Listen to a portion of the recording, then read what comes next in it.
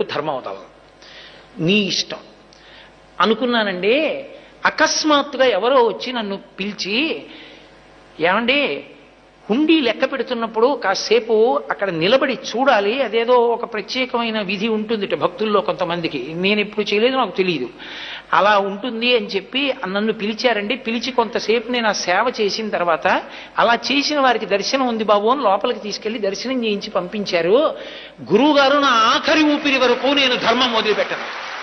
నాకు అర్థమైంది, ధర్మాన్ని 6 నెలలు పట్టుకుంటేనే నన్ను అనుగ్రహించిన స్వామి నా జీవితాంతం పట్టుకుంటే నన్ను గుండెల్లో పెట్టుకుంటాడు. కాబట్టి నాకు ఇంకేం వద్దు గురువుగారు, నేను ఎంత పెద్ద పదవిలో ఉండనివ్వండి, నేను చేసే సంతకం ధర్మచట్రంలోకి ఇముడుతుందా అదొక్కటే చూసి పెడతా. నేను బతికితే ధర్మానికే బతుకుతున్నానా, నేను శరీరం వదిలిపెట్టేస్తుంటే ధర్మానికి వదిలిపెట్టేస్తున్నానా, ఇదే నా జీవితానికి పరీక్ష.